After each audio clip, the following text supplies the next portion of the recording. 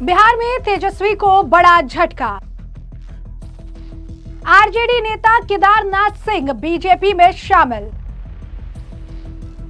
परिवार और टिकट विवाद बना पार्टी छोड़ने की वजह। नमस्कार, मैं अजय मिश्रा, स्वागत है आप सभी का हमारे चैनल में। बिहार विधानसभा चुनाव 2025 की रणभेरी बजते ही सियासी ड्रामा तेज हो गया है।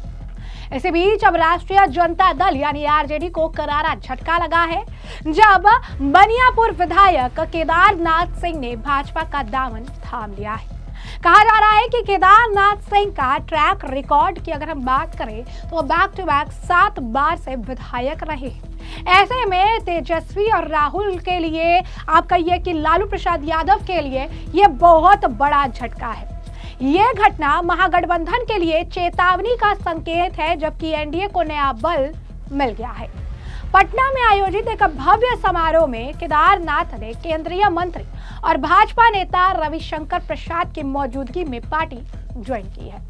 केदारनाथ सिंह बनियापुर विधानसभा सीट से आरजेडी के टिकट पर 2020 में जीते थे। अब ऐसे में केदारनाथ ने आरजेडी से इस्तीफा देकर भाजपा का साथ चुना है। उन्होंने कहा कि आरजेडी में उपेक्षा का शिकार होना पड़ा। विकास के एजेंडे पर नीतीश कुमार और भाजपा का साथ सही है। बिहार के पिछड़े वर्ग को सशक्त बनाने के लिए एनडीए ही विकल्प है। ये स्विच ओवर सारण जिले की रणनीति को हिला देगा, जहां बनियापुर सीट पर कुशवाहा और यादव वोट बैंक मजबूत है। सूत्रों के मुताबिक केदारनाथ का फैसला पारिवारिक रिश्तों और टिकट वितरण पर अटके विवाद से प्रेरित है। वे महाराजगंज लोकसभा से पूर्व सांसद प्रभुनाथ सिंह के छोटे भाई हैं, जो भाजपा से जुड़े हैं। केदार ने कहा कि परिवार से अलग नहीं रह सकता, जहां बड़े भाई रहेंगे मैं उनके साथ ही हूं। आरजेडी में सीट शेयरिंग की देरी और बनियापुर सीट पर अनिश्चितता ने उन्हें मजबूर किया है। हाल ही में महागठबंधन में आरजेडी को 134 सीटें मिलने की चर्चा है, लेकिन कांग्रेस 60 और वीआईपी 15 और अन्य सहयोगियों के बीच टकराव बढ़ चुका है। यह घटना पिछले हफ्ते की घटनाओं की याद दिलाती है, जब आरजेडी के 3 विधायक संगीता कुमारी, सिद्धार्थ सिंह और पिंटू कुमार सहित पूर्व सांसद सुनील कुमार पिंटू भाजपा में शामिल हुए थे।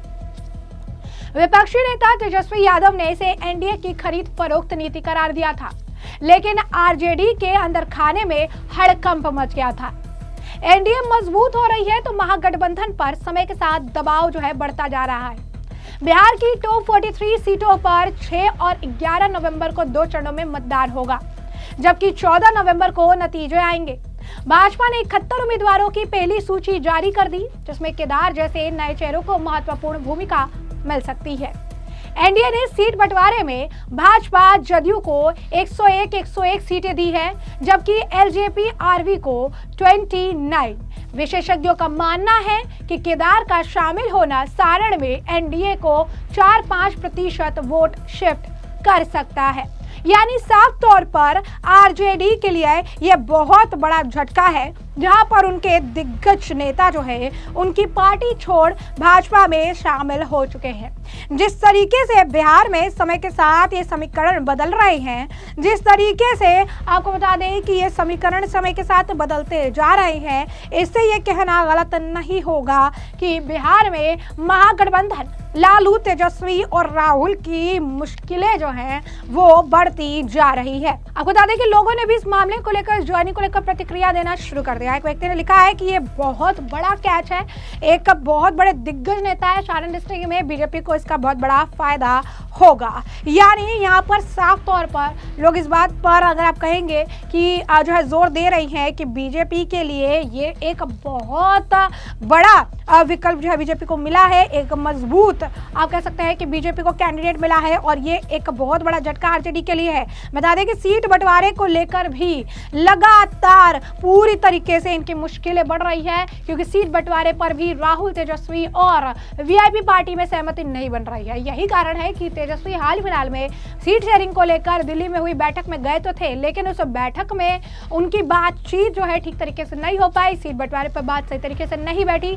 गुस्साए तेजस्वी वहां से निकल गए, न राहुल मुलाकात हुई और न खड़गे से। इसके बाद से कहा जा रहा है कि महागठबंधन में सीट बंटवारे को लेकर खटपट और दरार लगातार देखने के लिए मिल रही है और ये दरार लगातार बढ़ती भी जा रही है। और दूसरी तरफ एनडीए जो है वो बैक टू बैक अपने सीटों पर जो है उम्मीदवारों का ऐलान कर रही है। नीतीश के नेतृत्व में चीजें बहुत ही स्मूथ तरीके से चल रही है। नीतीश को उनका नेता भी बताया जा रहा है। नीतीश के नेतृत्व में आगे भी बढ़ने का काम किया जा रहा है और इसे लेकर लगातार बयानबाजी भी देखने के लिए मिल रही है। इस बीच बीजेपी के नेता मनोज तिवारी का भी सीट बंटवारे से लेकर आप कह सकते हैं मुख्यमंत्री पद के व्यक्ति तक के नाम को लेकर भी उनका बयान सामने आया है। मीडिया ने बैक टू बैक 2-3 सवाल पूछे और उन्होंने उन सवालों का स्पष्ट रूप से जवाब दिया है। जरा सुनिए किस तरीके से एनडीए के सीट बंटवारे से लेकर महागठबंधन की सीट को लेकर दरार को लेकर उनका बयान सामने आया है। क्या कुछ कह रहे हैं मनोज तिवारी? महागठबंधन सीट तो शेयरिंग फाइनल कर नहीं पा रही है, तो वो लोग सरकार बनाने का तो सपना देखें, सपना सबको देखने का अधिकार है। लेकिन बिहार अब एक नए उड़ान को तैयार है। अब तक जहां पे आ गया है उससे बिहार को आगे जाना है। जिस हम एयरपोर्ट के पास खड़े हैं, ये जो स्वरूप है ये बिहार का अब ये स्वरूप है। बिहार की सड़कें, बिहार के नदियों पे ब्रिज, बिहार के आईआईएम्स, बिहार के एम्स, बिहार के एयरपोर्ट्स, बिहार के घर घर में सस्ती बिजली, बिहार के खेतों को पानी और व्यापारियों को, नागरिकों को, महिलाओं को सुरक्षा, ये सब कुछ देने वाला एनडीए है। तो अब बिहार के आदमी सब समझ गिलबा कि भैया बिहार के भविष्य अगर और बढ़िया करे के बा हमनी के अपने बच्चन के भविष्य, तो एनडीए के संगी नाराज चल रहे हैं और काफी आप बीजेपी में घमासान देखने के लिए देखिए, ये तो एगो नेचुरल प्रोसेस बा कि जेकर टिकट मान ली पार्टी कहलस कि आज तो चुनाव नहीं, दूसरा व्यवस्था में जइब। हमारे यहाँ टिकट नहीं कटता है, हमारे यहाँ व्यवस्था में काम अलग दिया जाता है। मैं आपको छोटा सा उदाहरण देता हूं। हमारे 7 सांसद लोग दिल्ली में, तो 7 सांसद में 6 का टिकट काट दिया गया। तो बाद में उनको पार्टी ने क्या, उन्हीं में से कितने आज मंत्री हैं? तो भाजपा कभी भी अपने वरिष्ठ लोगों को काटती नहीं है, उनके दायित्व को बदलती है और इसलिए हमारे लोग समझ भी जाते हैं उसको। भारतीय जनता पार्टी कार्यकर्ताओं की पार्टी। राजद ने शहाबुद्दीन के बेटे को फिर से टिकट दिया। अब राजद की बात राजद वालों से पूछिएगा। हम लोग तो इस समय बहुत सकारात्मक बात कर रहे हैं और पॉजिटिविटी के साथ जा रहे हैं। राजद का और उनके जो गठबंधन का अब कोई भविष्य नहीं है। राजद पहले अपने घर में लड़ाई जीते तब तो आएगी आगे। मेरा मानना है हम लोग सकारात्मक माहौल बना चुके हैं और उस सकारात्मकता को बिहार के लोग जिताएंगे एनडीए को। नीतीश कुमार मुख्यमंत्री होंगे 2025 में? जी भैया, नीतीश कुमार मुख्यमंत्री होंगे फिर से?